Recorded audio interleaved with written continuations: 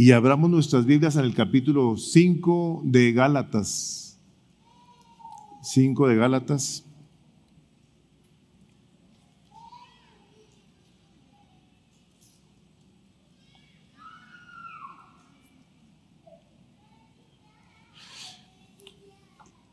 Ya el domingo pasado Armando leyó esta parte de la carta del apóstol Pablo a los Gálatas, pero yo voy a terminar con ese último versículo para empezar en el capítulo 6.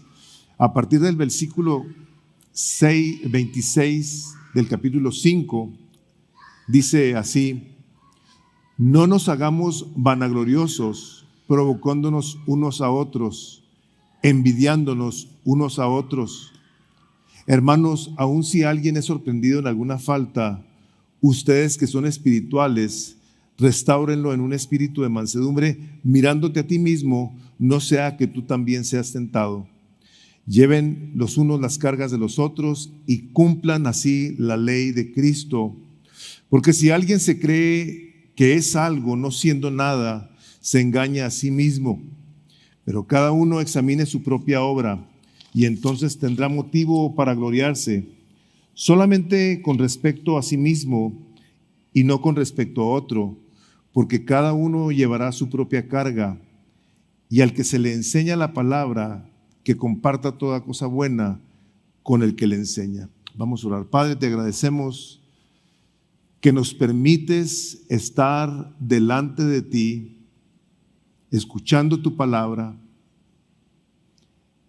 y venimos con reverencia, venimos con temor, sabiendo que nos hablas y lo haces con misericordia y con cuidado para continuar transformándonos a la imagen gloriosa de tu amado Hijo Jesucristo, a quien le damos toda la gloria.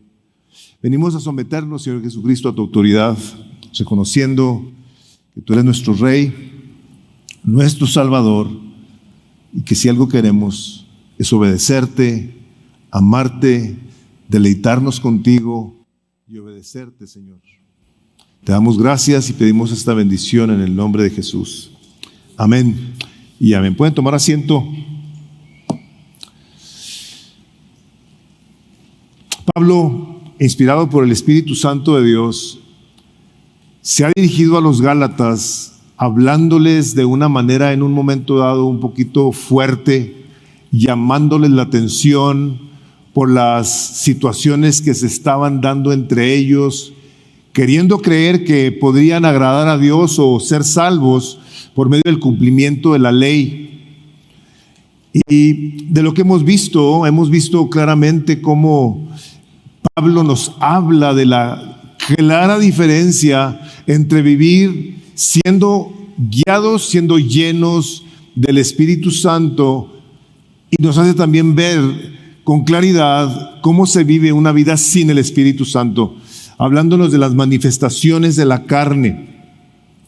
Nos dice: un creyente que es lleno del Espíritu Santo de Dios, una persona que ha respondido al Evangelio, va eventualmente a mostrar en su vida y a través de su vida la manifestación por medio del fruto de la persona del Espíritu Santo.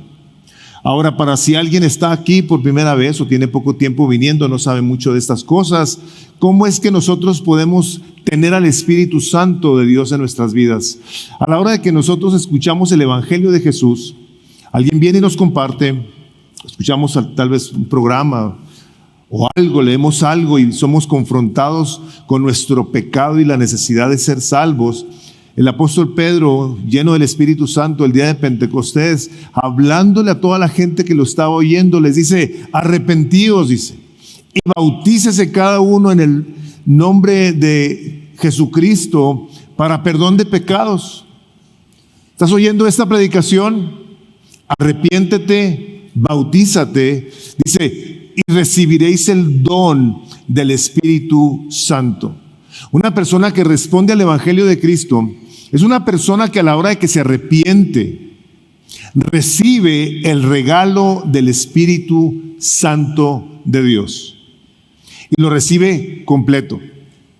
Que no se manifieste de una manera plena, es cuestión de tiempo, pero ahí está el Espíritu de Dios. Ahí va a estar.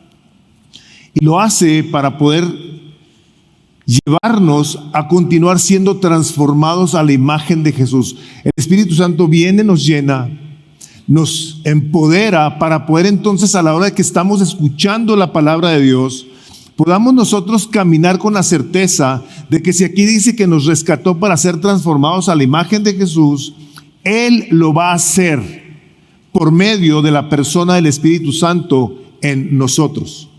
Esa es la única manera. Nunca nadie va a poder ser como Jesús sin el Espíritu Santo. No es posible. No hay manera de que eso suceda. Y Pablo, en la carta que les escribe a los Gálatas, les llama la atención porque andaban queriendo ellos agradar a Dios, les digo, con sus obras de la carne, creyendo que porque eran ellos mejores podían ser más aceptados por Dios por sus buenas obras. Y empieza Pablo diciéndoles: tan necios son.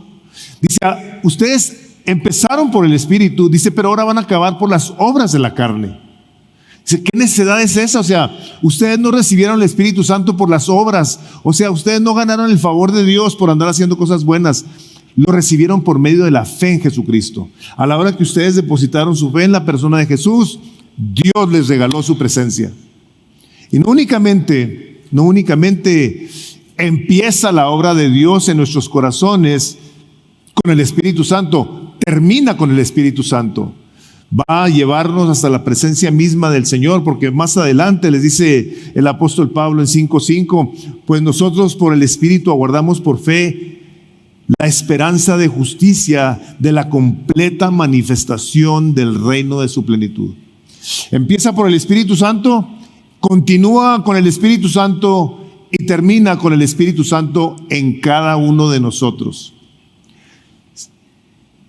Sí, tengo que decir que tú tienes que tener esa plena certidumbre de fe de que tienes al Espíritu Santo si tú te arrepentiste, si tú has creído al Evangelio, lo cual te ha llevado precisamente a que tú bajes al agua como testimonio de que tú has creído. Como decía, hoy delante de Dios y de todos ustedes hago esta confesión pública de que yo soy un seguidor de Jesucristo.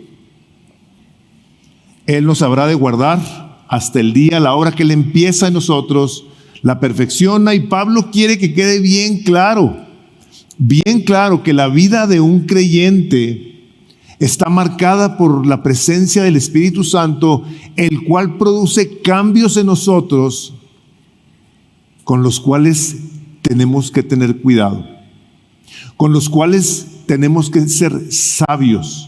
A la hora de que Dios en nuestros corazones, en nuestro cuerpo, en nuestra mente, en nuestro ser, produce cambios, nosotros tenemos que saber cómo conducirnos con esos cambios. Lo que estaba pasando en la iglesia de Galacia es que no estaban teniendo cuidado.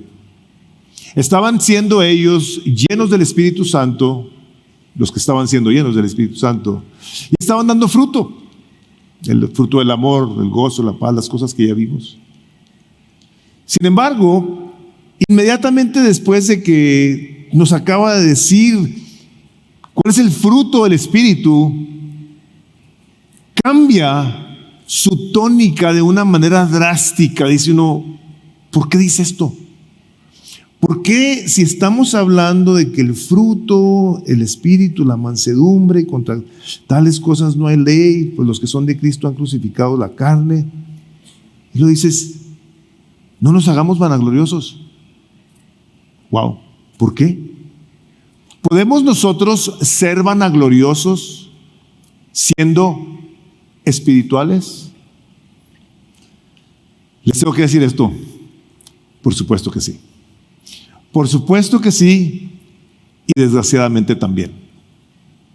Podemos ser vanagloriosos porque en un momento dado que el Espíritu Santo de Dios hace una obra en cada uno de nosotros, nos está transformando, empieza a haber esta gracia con la que nos podemos relacionar con otras personas, que en un momento dado, sin darnos necesariamente cuenta, podernos creernos más que otros. Podemos sentirnos más importantes que otros. Y nos podemos hacer vanagloriosos. Me acuerdo que un pastor decía que ciertos pastores, dice, parece como que andan flotando. Se sienten ellos más que cualquier otra persona. Son muy ungidos, tienen habilidad para predicar la palabra de Dios. La gente les aplaude, los admira, etcétera, etcétera. Y ellos ya se creen los secretarios particulares del Señor Jesucristo. Dice Pablo, no nos hagamos vanagloriosos. Y esta predicación le he puesto el Evangelio de Cristo, define nuestras relaciones. Es la palabra de Dios la que nos enseña cómo es que nosotros nos tenemos que relacionar los unos con los otros, partiendo de lo que Cristo hizo por nosotros, de lo que Cristo continúa haciendo por nosotros y en nosotros y a través de nosotros. El propósito es ver que el Evangelio determina cómo deben ser nuestras relaciones, en este caso, con los hermanos que pecan. Está diciéndoles aquí, no nos hagamos vanagloriosos, irritándonos los unos a los otros, envidiándonos los unos a los otros. Nos habla en el capítulo anterior de cómo es que debemos nosotros de crucificar nuestra carne con nuestras pasiones y con nuestros deseos. Esos deseos que ahora tenemos que hacer morir. Y los queremos hacer morir, ¿para qué? Para que Cristo continúe siendo glorificado en nosotros. El hecho de nosotros ser intencionales en buscar cómo hacer aquellos hábitos pecaminosos que desaparezcan en nuestras vidas, van a hacer que Cristo sea más visto en nosotros. Y cuando el apóstol usa la palabra vanagloriosos, tenemos muchas ideas de esa palabra, por muchas razones. Yo puse ahí un pequeño recuadro ahí que tienen en sus notas, donde dice, la vanidad es una profunda, fíjense lo que es, una inseguridad. Una inseguridad, una reconocida ausencia de honor y gloria que conduce a una necesidad de probar nuestro valor a nosotros mismos y a los demás. O sea, una persona que en ocasiones está insegura sobre algo, va a buscar intencionalmente cómo le demuestra a alguien que no es tan chafa como él, que es mejor, que él está a la altura de otros espirituales, que él también sabe orar, que también sabe leer la Biblia, que también predica, que también sabe cómo servir a Dios. Busca porque hay una inseguridad y es provocado a celos por aquel espiritual que tal vez lo hizo sentir mal en alguna ocasión. Y el más espiritual, sin darse cuenta, puede provocar a celos a alguien que no vive una vida que refleja una espiritualidad o una piedad que sea admirada. Yo no sé si a ustedes les ha pasado, a mí sí, y muchas veces, que en ocasiones personas que se dicen ser creyentes y vemos que dicen que hacen cosas, no hacen cosas o no dicen cosas. En ocasiones juzgamos su obra, decimos, a mí se me dice que no es cristiano. ¿Les ha pasado? ¿Saben por qué nos ha pasado? Por juiciosos. Por juiciosos. Y desafortunadamente, esa postura nos hace creer a nosotros que somos mejores. No sabemos ni las circunstancias de las personas. No sabemos qué está pasando en sus vidas. No sabemos nada en ocasiones de las personas, pero lo que sí sabemos fácilmente es cómo juzgarlas. Y a la hora que una persona recibe un juicio, una actitud de alguien, pues la respuesta es que yo voy a envidiar a esa persona. Yo voy a querer tal vez ser como esa persona. Me voy a esforzar, voy a aparentar. Voy a cuidar de que se me vea, que se me escuche en contextos en los que yo pueda demostrar que sí soy un poquito más espiritual. Pero una persona que está segura, una persona que sabe que el Espíritu Santo de Dios está trabajando en su vida, es una persona que sabe la medida, entiende claramente que Dios está obrando en su corazón de una manera diferente. En todos y cada uno de nosotros, lo que el Espíritu Santo de Dios está haciendo es muy su cosa de Él. Esta es decisión de Dios. Esta es voluntad de Dios. Mientras nosotros no estemos obrando en esto de caminar en el Espíritu, donde dice si vivimos por el Espíritu, andemos también por el Espíritu, cada uno sabiendo qué terreno estamos pisando, vamos a actuar en ese amor que nos ayuda a cuidar de no provocar a alguien a envidia. Vamos a cuidar, vamos a bajarle a nuestra idea de que creemos que somos un poquito mejores. Y el que no tiene las virtudes, los dones de esta otra persona que a lo mejor tú puedes envidiar, tendrás que dar 2 o 3 pasos para atrás y decir: Señor, yo estoy convencido, como dice Filipenses 1:6, de que lo que empezaste en mí, tú lo estás perfeccionando. En ocasiones hasta con nosotros mismos somos duros y somos ásperos. Nos desespera y nos da tristeza que no avanzamos en ciertas cosas. En ocasiones avanzamos en ciertas cosas y pasa el tiempo, creemos que ya hemos logrado vencer o andar en victoria en ciertas cosas, y de repente hay un incidente donde el Espíritu de Dios permite que nos topemos con una situación que nos hace ver que todavía nos falta mucho. ¿Están de acuerdo con eso? A todos nos ha pasado. Pareciera que como cuando nos pegamos en el dedo chiquito del pie y andamos caminando con mucho cuidado y de repente le damos otro trancazo a la mesa. Pero que no se nos olvide que nosotros necesitamos caminar en humildad. Y que es precisamente lo que caracteriza al hermano espiritual. Una humildad como la que hemos visto aquí en el fruto del Espíritu Santo de Dios, con su dominio propio, con su mansedumbre. Una persona que se vea esa luz va a ser cuidadosa, va a ser una persona cuidadosa. Va a tener cuidado con lo que dice, va a tener cuidado con sus actitudes. El cuidado de no irse a vanagloriar, como les puse ahí otro recuadro. Esa es una persona que presume, que se siente más. Dulces cualidades y méritos, su apellido, posesiones, logros. Jactarse es alabarse, gloriarse, engreírse, envanecerse, fanfarronear. O sea, quererle hacer ver a la gente que somos más espirituales. Una de las maneras más visibles del amor de Cristo en nuestros corazones se ve y se manifiesta, fíjense lo que les voy a decir, en nuestra relación los unos para con los otros. Así como se los estoy diciendo.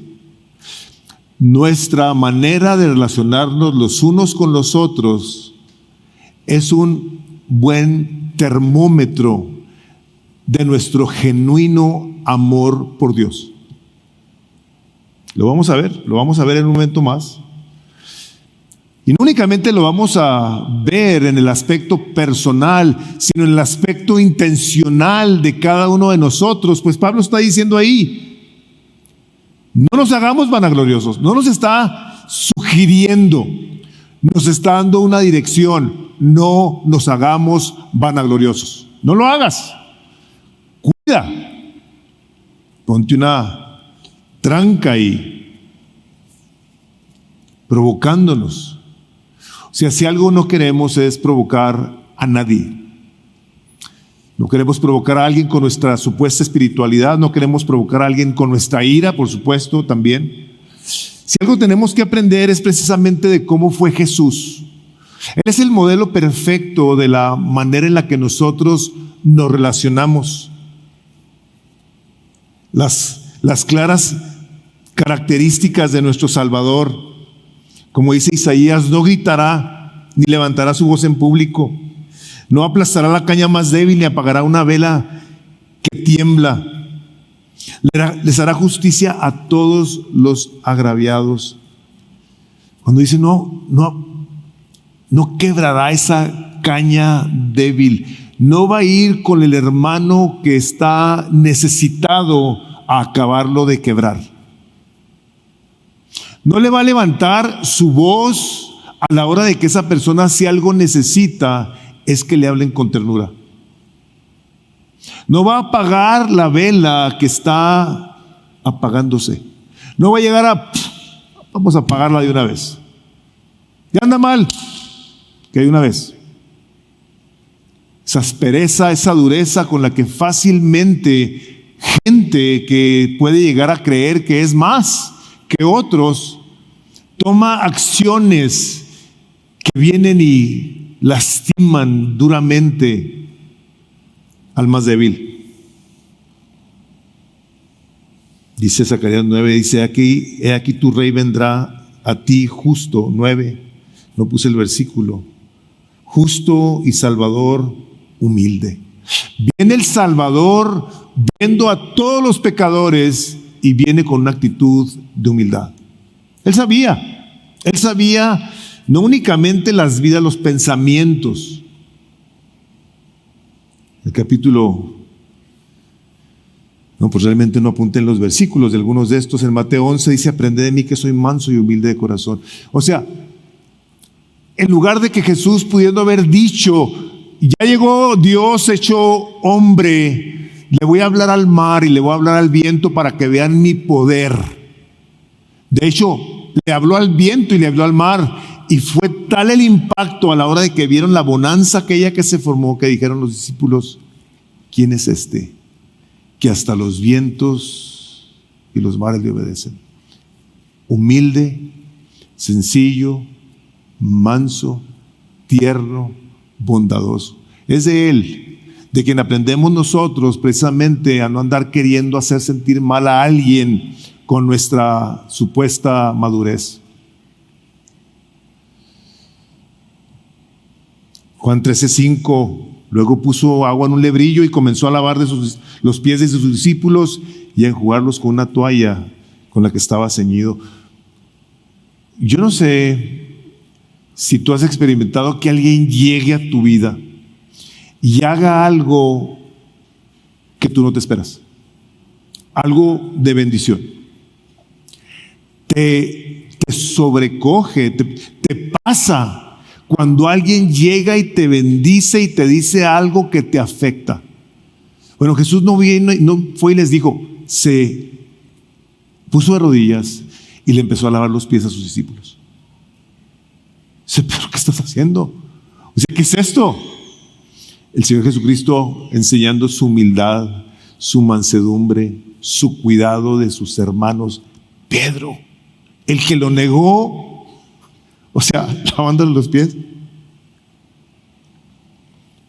Y mencionaron a Filipenses 2:8, y estando en condición de hombre, dice, se humilló a sí mismo, haciéndose obediente hasta la muerte y muerte de cruz. Hermanos, la arrogancia es algo que Dios no prueba. Déjame te lo digo así: en ninguna forma, de ninguna manera. Y tenemos cantidad de formas y maneras en las que queremos hacerle ver a los demás que somos mejores. En ocasiones con la educación, con nuestro conocimiento bíblico, con nuestro dinero, con nuestro vestir, con nuestro estatus, con nuestro carro, con las bolsas, con las joyas, con muchas cosas. Queremos decirle a alguien: mira, yo tengo más que tú. Hay muchas maneras. Y Dios resiste esta soberbia que hace a alguien sentirse mal. Nosotros sí tenemos que, de una manera sumamente intencional, cuidar el no irnos a provocar, el no irnos a envidiar. Te tengo que decir esto por tu bien. Tú tienes nada más y nada menos lo que Dios quiere para ti el día de hoy. Nada más y nada menos. Lo que tú tienes el día de hoy es suficiente. Ahora, que tú y yo tenemos, por la palabra de Dios, por el Espíritu Santo, Una obligación de crecer, sí la tenemos. Tenemos un mandato por parte de Dios de que no seamos inmaduros, que no seamos infantiles, que crezcamos. Sí, que crezcamos, pero que crezcamos en sabiduría, en humildad, en respeto, en cuidado. ¿Saben para qué? Para tener misericordia, para tener cuidado de aquellos que no son tan sabios como nosotros, según nosotros sabios.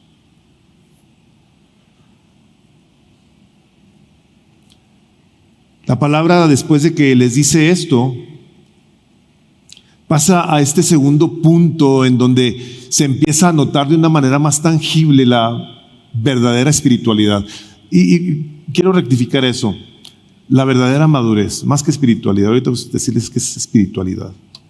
Porque dice el versículo 1, dice: hermanos, si alguien es sorprendido en alguna falta, ustedes que son espirituales, restauren un espíritu de mansedumbre, mirándote a ti mismo, no sea que tú también seas tentado.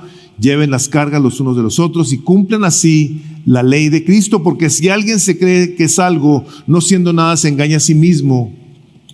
Pero cada uno examine su propia obra, entonces tendrá motivo para gloriarse, y solamente con respecto a sí mismo, no a otro, porque cada uno llevará su propia carga.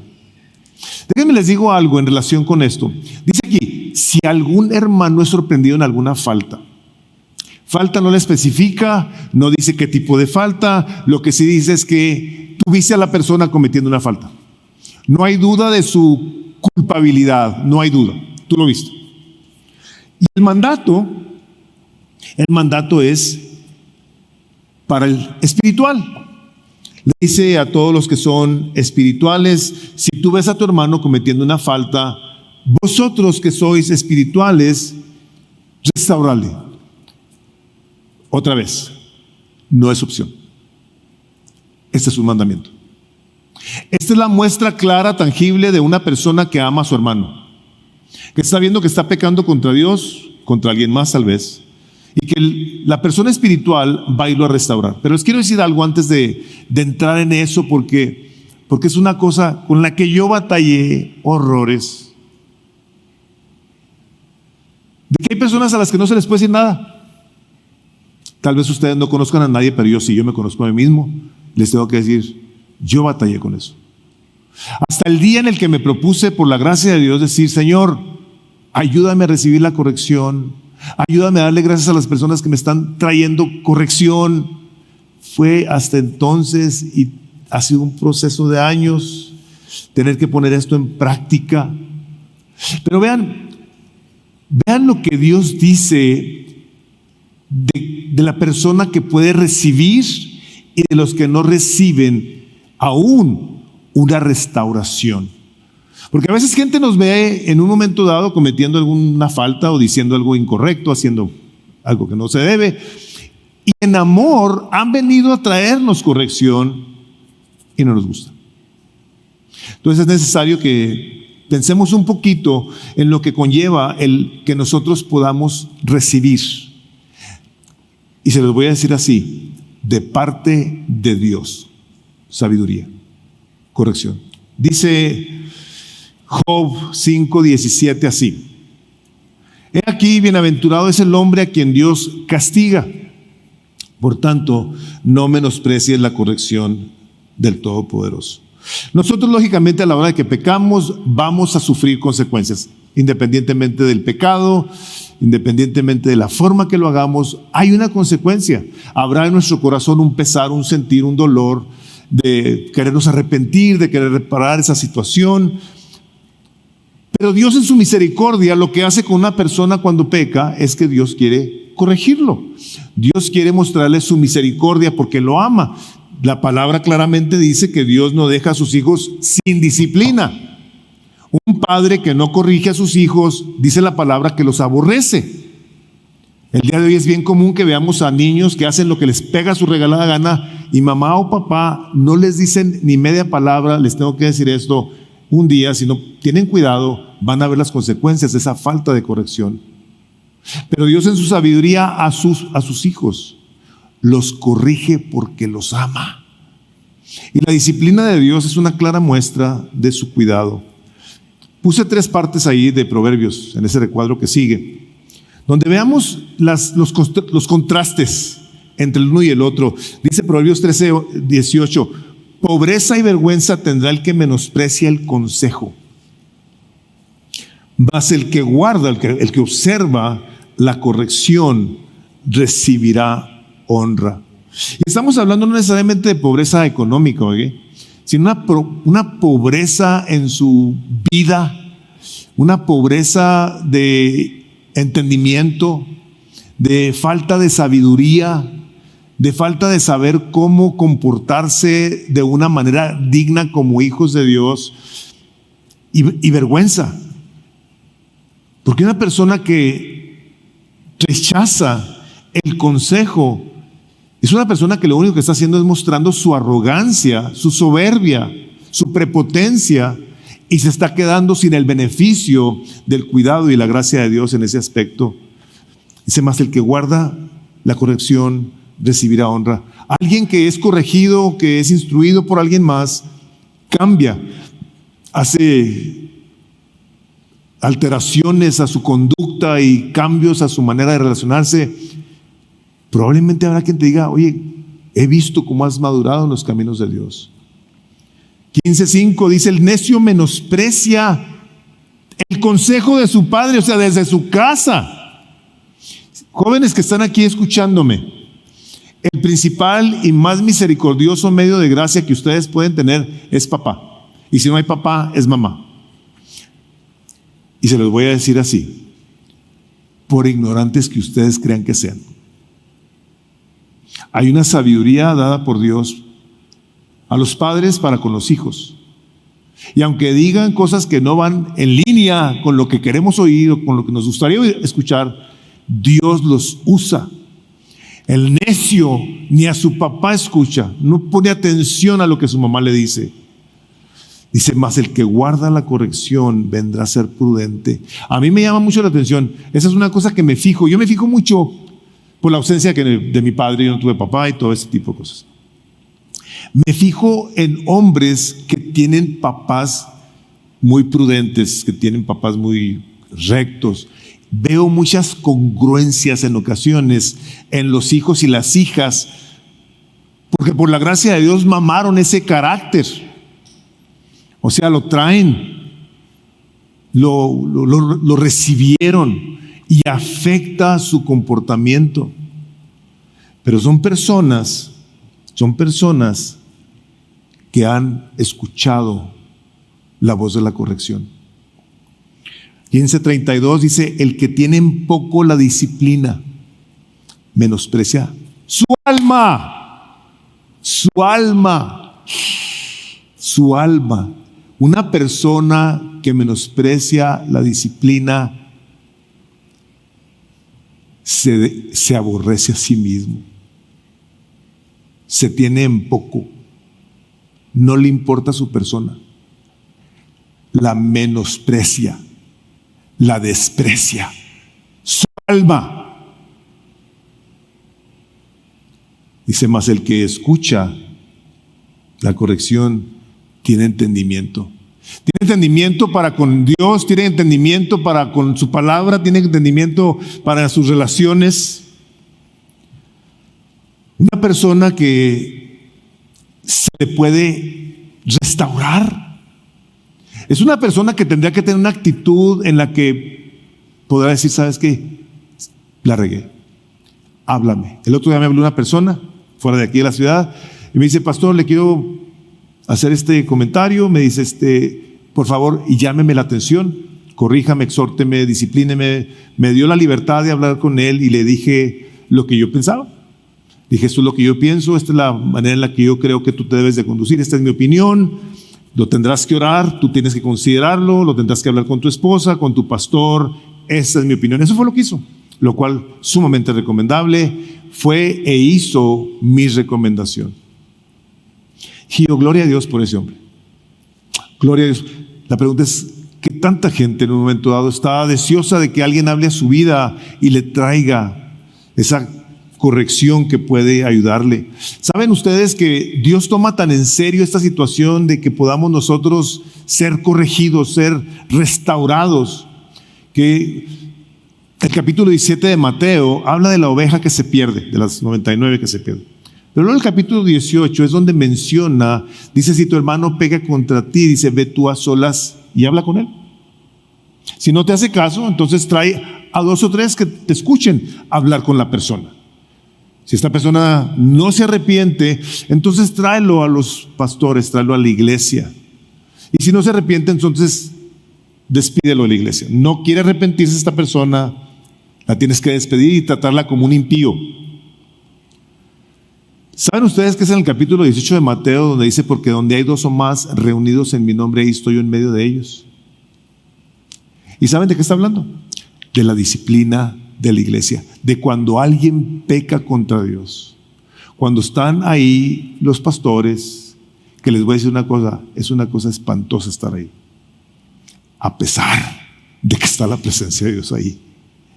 Es bien tremendo que con la mejor de las intenciones tú estás tratando de corregir a tu hermano y tu hermano en un momento dado se resiste. No tienen ustedes idea, no querrán estar ahí, que le tengas que decir, te tengo que despedir de esta iglesia. Tú no puedes ser miembro de Misión de Gracia. Es por amor a la persona que Dios quiere restaurar a la persona. Por eso está el capítulo 17 del Evangelio de Mateo. Esta oveja que se fue, que hay que restaurarla. Cuando nosotros corregimos entonces a alguien, tenemos entonces que voltearnos a ver a nosotros con qué corazón estamos corrigiendo a la persona. Dice, mire que el que crea estar firme, mire que no caiga. En ocasiones en nuestra dureza, por nuestra madurez, creemos que podemos llegar a alguien a estrujarlo, a decirle, ándale, arrepiéntese, tremendo. Pero dice la palabra, dice, considérate a ti mismo. No sea que tú también seas tentado. ¿Quiénes son estos espirituales que pueden y que deben de llegar a corregir a un hermano? ¿Cuántos espirituales hay aquí? Ahí vi una manilla así como que muy gachilla levantada así. Nada más 1, 2, 3, 4.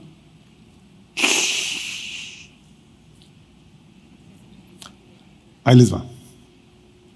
Si tú tienes al Espíritu Santo, tú eres espiritual. ¿No tienes al Espíritu Santo? Tú no eres espiritual. Una persona que se arrepiente y que recibe por la gracia de Dios la persona del Espíritu Santo es espiritual. Por eso el fruto del Espíritu. ¿O creen ustedes que nada más esto es para los pastores? A ver, dice aquí, hermanos, si alguno de ustedes es sorprendido en alguna falta, vosotros que sois pastores, restáurenle con espíritu de mansedumbre. No, dice líderes. No, tampoco dice líderes. Ya tienen muchos años en la iglesia. No. ¿Tienen un ministerio? No. Tú tienes al Espíritu Santo, tú eres este.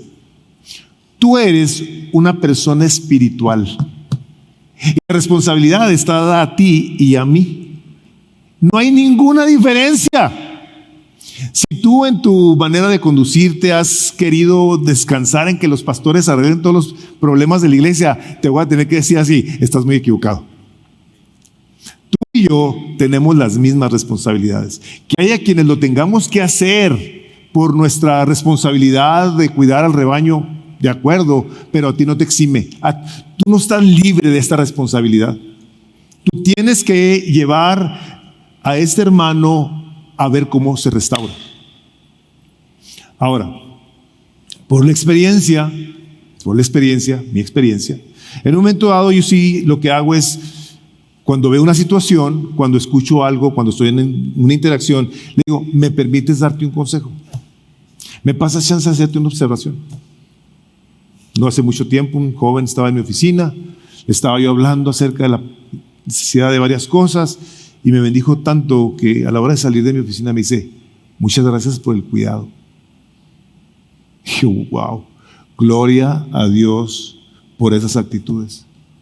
En lugar de haberse puesto a la defensiva y haberme dicho, no, es que tú no me entiendes, tú no sabes cómo está la onda, porque eso es lo característico en mucha gente. La defensa luego, ¿y tú quién te crees que eres? ¿Por qué me vienes a mí a decir algo que tú no haces?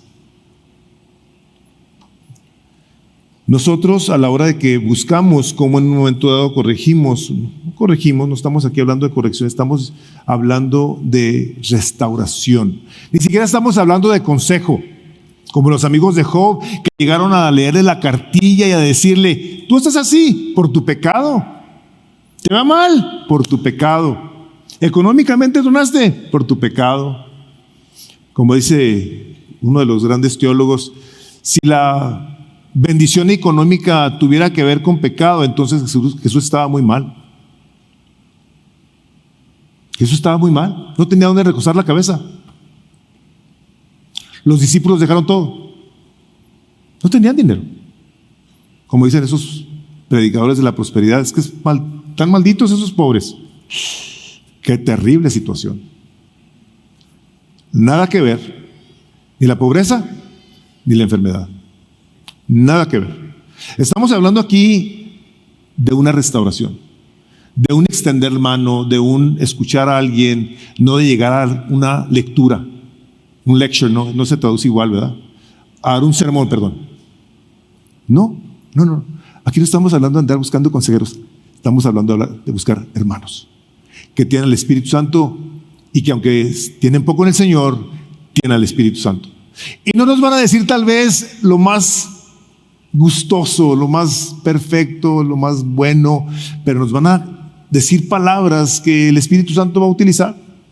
Si en ese momento no, a lo mejor después, o a lo mejor nunca, pero al menos tuviste a un hermano que estuvo ahí contigo a la hora de tu necesidad. Dice, sobrellevad esas cargas los unos de los otros. Esa es la manera en la que nosotros venimos a acercarnos entonces a cuando un hermano ha pecado. Tú has visto un hermano que peca, no vas a llegar y decirle cuando está viéndole mal, a ver ahora cómo le hace, inútil. Usted se metió en esa bronca, a ver cómo le hace para salir. A mí, no me embarre. No me mete en su bronquita. Ya le había dicho, ¿verdad? Ya que te habíamos advertido. ¿Por qué le pasa eso? El espiritual que está lleno del Espíritu Santo, entonces está movido por el amor a la persona, porque está buscando cómo imita a su Salvador. Y buscamos cómo llevamos las cargas con esas personas, porque desafortunadamente cuando alguien peca, hay dolor en el corazón, hay tristeza. Estamos hablando aquí de una persona que ha pecado contra Dios, hay una falta. Y si algo tenemos que buscar es cómo animar a la persona a recordarle que la palabra de Dios dice que si confesamos nuestros pecados, Él es fiel y justo para perdonar nuestros pecados. Los pecados, hermanos, dice la palabra de Dios que son como una carga pesada. Y si algo queremos ayudar a una persona es que sepa que Dios perdona pecados, que Dios es un Dios de segundas y terceras oportunidades. En esta parte de llevar las cargas los unos con los otros, les voy a decir esto, estaremos entonces cumpliendo la perfecta ley de Dios. Dice Mateo 10:37, Jesús le dijo, amarás al Señor tu Dios con todo tu corazón y con toda tu alma y con toda tu mente. Este es el primero y grande mandamiento, y el segundo es semejante. Amarás a tu prójimo como a ti mismo. De estos dos mandamientos depende toda la ley. Toda la ley. Toda la ley. Nosotros somos encomendados por el Espíritu Santo de Dios a que a la hora de que amamos a Dios, amemos también al hermano y que llevemos con él esa carga para cumplir la ley de Dios. ¿Qué es la ley de Dios? ¿Cuál es la ley de Cristo? La ley del amor. ¿Quieres verlo de una manera sencilla? Es una persona que ama a su hermano está cumpliendo con toda la ley. Está resumida toda la ley a eso, a que tú amas a tu hermano. Cuando una persona en un momento dado pasa por una situación de dificultad, y esto lo digo porque podemos muy fácilmente ser orgullosos a la hora de que estamos pasando por dificultades, y no sé si se han fijado que casi siempre que le preguntamos a la gente, ¿cómo estás? ¿Qué nos dicen? ¿Qué nos dicen cuando le preguntamos a la gente cómo están? Bien mal, pero no dicen. No dicen.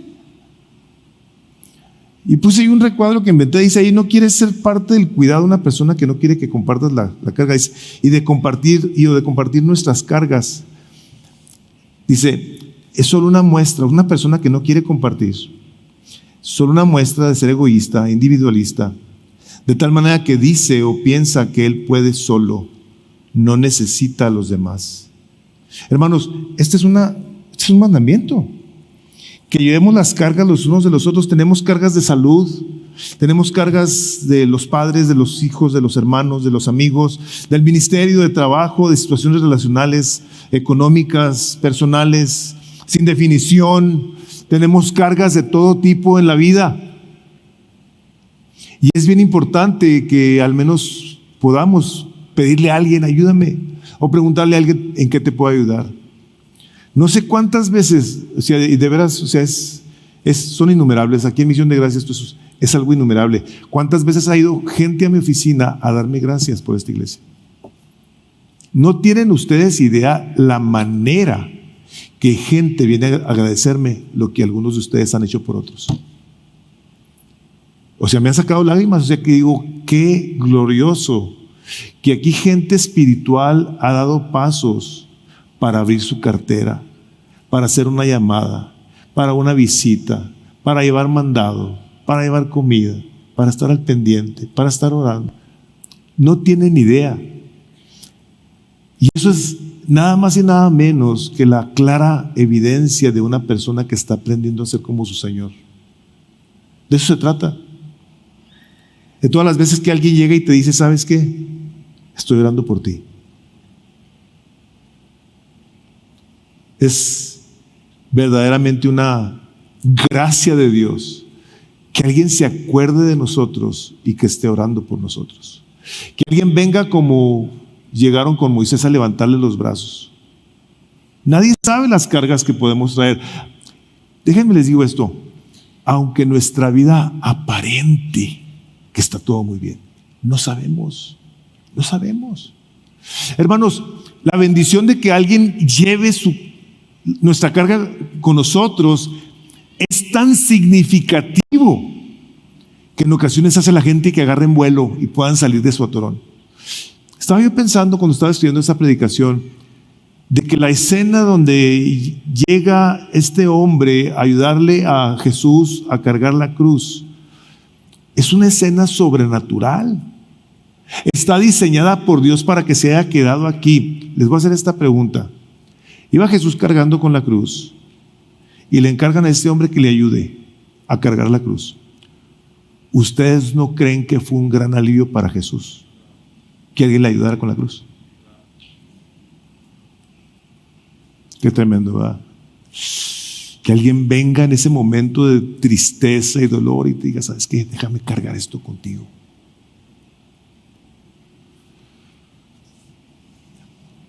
Hermanos, cuando nosotros estamos buscando de una manera muy intencional cómo llevamos las cargas los unos con los otros, estamos obedeciendo al mandamiento que dice ahí en Juan 13:34.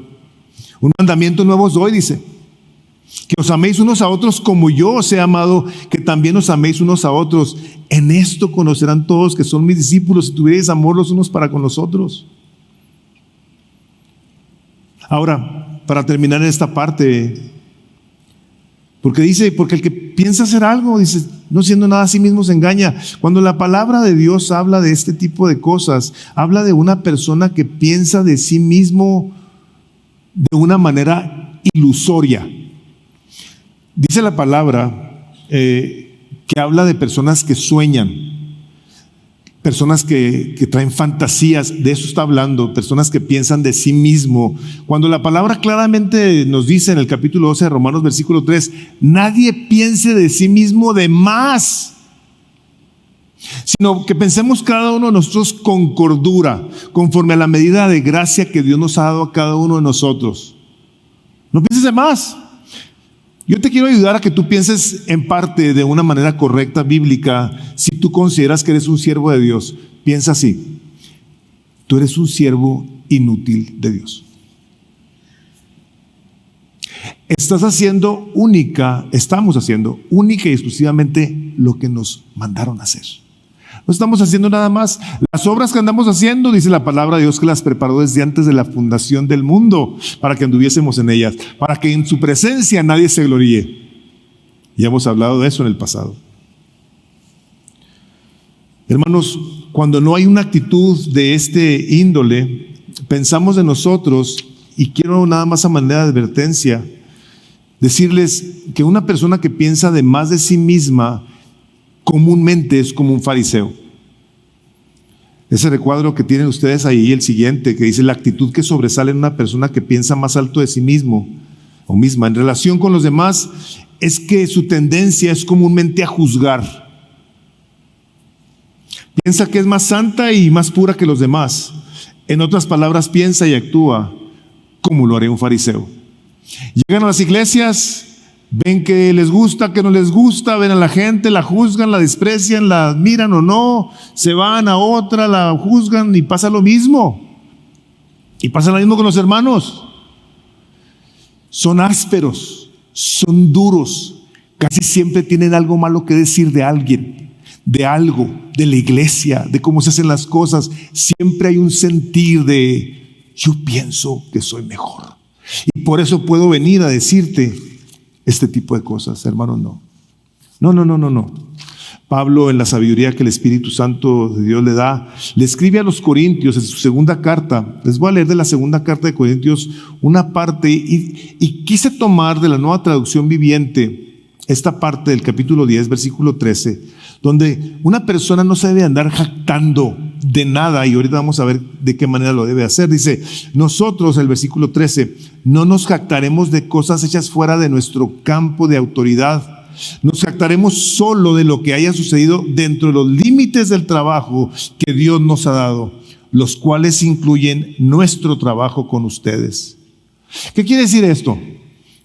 Si yo me voy a gloriar en Cristo de lo que Dios me ha mandado a mí hacer. Nada más. No en lo que alguien más hace o no hace. Yo no puedo, no debo entrar en ese campo. No me voy a meter ahí. Porque dice en el versículo 17, como dicen las Escrituras, si alguno quiere jactarse, que se jacte solamente del Señor. Cuando la gente se alaba a sí misma, ese elogio no sirve de mucho. Lo importante es que los elogios provengan del Señor. Tú lo que estás haciendo, como papá, como mamá, como empresario, como empleado, como lo que sea, lo estás o lo debemos estar haciendo cada uno de nosotros para el Señor. Y buscar que a la hora de hacerlo, lo hagamos de la mejor manera para que podamos decir, Señor, yo creo que estoy haciendo lo mejor y gracias a ti lo puedo hacer. No voy a estar buscando qué hace quién, cómo lo hace, si está mejor que el mío. No, Dios no nos puso a nosotros a andar evaluando la obra absolutamente de nadie más. Por eso el recuadro que tienen ahí, 2 Corintios 10, habla de nosotros. Dice, porque es necesario que todos nosotros comparezcamos ante el tribunal de Cristo para que cada uno reciba según lo que haya hecho mientras estaba en el cuerpo, sea bueno o sea malo. Tú y yo vamos a dar cuenta de nuestra obra, nuestra carga, nuestra responsabilidad, no la del otro. No nos mandaron a nosotros a andar evaluando la vida de nadie más, y muchísimo menos pensando que somos mejor que ellos. Una persona legalista comúnmente va a estar viendo los defectos de los demás. Y la cosa más triste de una persona que piensa de más de sí misma es que comúnmente viven vidas muy incongruentes con la fe. Es común que una persona legalista que está apuntando constantemente, que está acusando, que está criticando, viva una vida incongruente con el Evangelio. Si nosotros nos hemos de comparar con alguien, ahí les va la medida, es con Jesús. Si estamos siendo humildes, si estamos nosotros siendo mansos, si estamos siendo pacientes, misericordiosos, entendidos de que la responsabilidad que tenemos cada uno de nosotros en lo que hagamos, debemos de buscar cómo lo hacemos de la mejor manera para la gloria de Dios, no comparándonos con nadie. Y que si a la hora de que estamos haciendo lo mejor, podemos ayudar a alguien a que crezca, a que aprenda, a que podamos tomar a alguien de la mano y llevarlo para que crezca en madurez, eso le va a dar gloria a Dios. Eso fue lo que Jesús hizo con sus discípulos, los trajo hacia Él, les modeló el evangelio, les habló con toda la misericordia del mundo, a pesar de que dijeron cosas terribles y que a final de cuentas acabaron abandonándolo. Y Jesús no los dejó de amar. No los dejó de amar. Dice la palabra de Dios: Padre, los que tú me diste no perdí ninguno, excepto el hijo de perdición, para que se cumpliera lo que estaba escrito. Como creyentes, hermanos, todos y cada uno de nosotros tenemos que ser agradecidos. El último versículo dice: el que es enseñado en la palabra haga partícipe de toda cosa buena al que lo instruye. Cuando alguien ha tenido la gracia, la misericordia de venir, de tomarnos de la mano y de sentarse con nosotros, tal vez a leernos la Biblia, enseñarnos a leerla, a orar, a compartir el evangelio, hermanos, comparte con aquel que te enseñó y dile: ¿sabes qué? Gracias por lo que tú has hecho conmigo, por la misericordia que has tenido conmigo durante todo este tiempo en el que estaba aprendiendo, en el que yo he cometido errores y tú me has tenido paciencia y no me has condenado, no me has juzgado, tú me has cuidado. Y ahora esa persona ha crecido, ha madurado, ahora se parece poquito más a Jesús. No quieres que se parezca a ti, tú quieres que se parezca a Jesús. Eso fue precisamente por lo que Jesús vino. Vino a dejarnos sus pisadas, sus huellas, para que nosotros aprendiéramos de Él. Y de que Él cargó esa carga que nosotros no podíamos cargar. Y nos dio una carga ligera. Una carga ligera para que nosotros ahora podamos ir con el hermano y tomarlo de la mano, como les digo. Y dices: es que pasa mi chance de echarte la mano. Déjame te enseño, déjame te ayudo. Si tú has estado pecando, vamos a caminar este proceso. Hermanos, yo he estado en situaciones con hermanos que han estado en pecados muy habituales de años. Y he visto una y otra vez que con la misericordia y el cuidado, estas personas han dejado pecados tremendos. Que cualquiera de los más santos aquí se escandalizarían y que Jesús no se escandalizaría. Que los amaría como a la mujer aquella que encontraron en el acto de adulterio. Dijo: el que esté libre de pecado, aviente la primera piedra. Y preguntó: ¿dónde están los que te acusan? Y es una pregunta que nosotros tenemos que hacer. ¿Acusamos nosotros? ¿Acusamos nosotros? ¿O somos esos dignos representantes de Cristo que andan buscando cómo cargan las cargas de los hermanos? ¿Cómo pensamos con sobriedad de nosotros? ¿Cómo buscamos no provocar a nadie a esta envidia? Al contrario, ser humildes y decir: hermano, yo estoy igual que tú, batallando con las mismas cosas. Quiero cerrar con esa cita que está ahí en 2 Corintios 3.